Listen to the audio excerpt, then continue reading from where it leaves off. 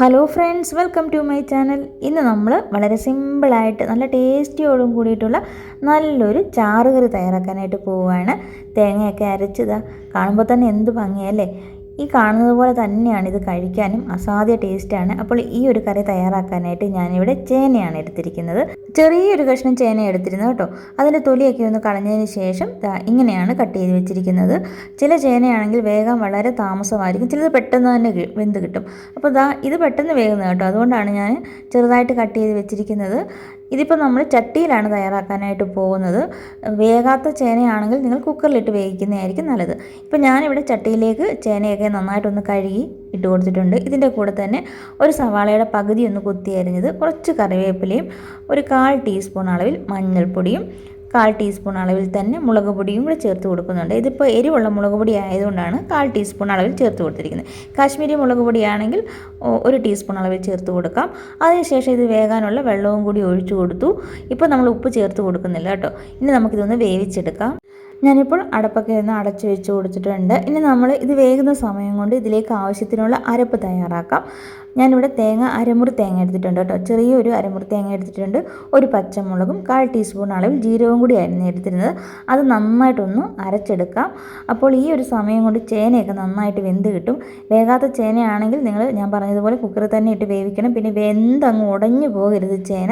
നമുക്ക് ചെറുതായിട്ടൊന്ന് കടിക്കാൻ കിട്ടണം, അതുപോലെ വേണം ചേന വേവിച്ചെടുക്കാൻ. ഇതിപ്പോൾ കണ്ടോ, കറക്റ്റ് പാകത്തിനാണ് വെന്ത് കിട്ടിയിരിക്കുന്നത്. ഒരുപാട് അങ്ങ് ഉടഞ്ഞു പോയിട്ടില്ല. ഞാനിവിടെ ചേന കുക്കറി വേവിക്കാത്ത എന്താണെന്ന് വെച്ചാൽ ഇതങ്ങ് വെന്ത് ഉടഞ്ഞു പോകും. അതുകൊണ്ടാണ് കേട്ടോ. ഇത് നന്നായിട്ട് വേകുന്ന ചേന ആയതുകൊണ്ട് പെട്ടെന്ന് തന്നെ വെന്ത് കുഴഞ്ഞു പോകും. അതുകൊണ്ടാണ് ചട്ടിയിൽ തന്നെ തയ്യാറാക്കുന്നത്. ഇപ്പോൾ കറക്റ്റ് പാകത്തിന് ചേനയൊക്കെ വെന്ത് കിട്ടിയിട്ടുണ്ട്. ഇനി നമുക്ക് ഇതിലേക്ക് നമ്മൾ അരച്ച് വെച്ചിരിക്കുന്ന അരപ്പ് ചേർത്ത് കൊടുക്കാം. അല്പം മഞ്ഞൾപ്പൊടിയും വെള്ളവും കൂടി ചേർത്ത് നന്നായിട്ട് വേണം അരച്ചെടുക്കാനായിട്ട്. ഇപ്പോൾ അരപ്പ് ചേർത്ത് കൊടുത്തിട്ടുണ്ട്. ഇനി ഈ അരപ്പിൻ്റെ ആ പച്ചമണമൊക്കെ ഒന്ന് മാറുന്നതിന് വേണ്ടിയിട്ട് നമുക്കിതൊന്ന് തിളപ്പിച്ചെടുക്കാം. ഒരുപാടങ്ങ് വെന്ത് തിളച്ചങ്ങ് പോകരുത് അരപ്പ്. അങ്ങനെ ആകുമ്പം ഇതിൻ്റെ കറിയുടെ ആ ഒരു രുചിയൊക്കെ അങ്ങ് മാറിപ്പോവും. ചെറുതായിട്ടൊന്നും തിള വരത്തില്ലേ, ആ ഒരു സമയം വരെ വേണം നമുക്കിത് വേവിച്ചെടുക്കാനായിട്ട്. പിന്നെ ഇത് ഒരുപാടങ്ങ് ചാറില്ല കേട്ടോ, കുറുകിയാണ് ഇരിക്കുന്നത്. നിങ്ങൾക്ക് വേണമെങ്കിൽ ചാറ് ആവശ്യമാണെങ്കിൽ കുറച്ചുകൂടി വെള്ളം നീട്ടി കൊടുക്കാം. ഇപ്പോൾ ഞാൻ ഒരുപാട് വെള്ളമൊന്നും ഒഴിച്ചു കൊടുക്കുന്നില്ല. നമ്മൾ ആ മിക്സിയുടെ ജാറൊന്ന് കഴുകി ആ ഒരു അരപ്പുവെള്ളം മാത്രമേ ഒഴിച്ചു കൊടുത്തിട്ടുള്ളൂ. ഈ ഒരു സമയത്താണ് ഉപ്പ് ചേർത്ത് കൊടുത്തിരിക്കുന്നത്. ചേന നമ്മൾ വേവിച്ച സമയത്ത് ഉപ്പ് ചേർത്ത് കൊടുക്കാഞ്ഞത് ചിലപ്പോൾ ഈ ചേന വേകാനായിട്ട് കുറച്ച് താമസം എടുത്താലോ, അങ്ങനെയാണ് പറയുന്നത്. ഉപ്പ് ചേർത്ത് വേവിച്ചാൽ ചിലപ്പോൾ ചേന വേകാനായിട്ട് ഭയങ്കര താമസമായിരിക്കും. അതുകൊണ്ട് ഞാൻ ഉപ്പ് ചേർത്ത് കൊടുത്തില്ല. നമുക്ക് വെന്തിട്ട് ചേർത്ത് കൊടുത്താൽ മതിയല്ലോ. അപ്പോൾ ചേർത്ത് കൊടുത്തു. അരപ്പൊക്കെ ഒന്ന് നന്നായിട്ട് തിളച്ച് വന്നപ്പോൾ സ്റ്റൗവിൻ്റെ ഫ്ലെയിം അങ്ങ് ഓഫ് ചെയ്ത് കൊടുത്തു. ഇനി ഇത് ചെറുതായിട്ടൊന്ന് ആറിക്കഴിഞ്ഞപ്പോഴാണ് ഇതിലേക്ക് ഞാൻ തൈര് ചേർത്ത് കൊടുക്കുന്നത്. തൈര് ചേർക്കുമ്പോൾ ഉടയ്ക്കാതെ തന്നെ കട്ട തൈരായിട്ട് തന്നെ ചേർത്ത് കൊടുക്കുക. ഈ ഒരു വലിയ സ്പൂണും പൊട്ട തവിയാണ്. ഈ ഒരു തവിക്ക് ഒരു തവി തൈരാണ് നമ്മളിവിടെ ചേർത്ത് കൊടുത്തിരിക്കുന്നത്. എന്നിട്ട് നന്നായിട്ടൊന്ന് ഇളക്കുക. ഈ കറിക്ക് ഈ ഒരു തൈരിൻ്റെ നല്ല പുളിയുള്ള തൈര് തന്നെ ചേർത്ത് കൊടുക്കണം കേട്ടോ.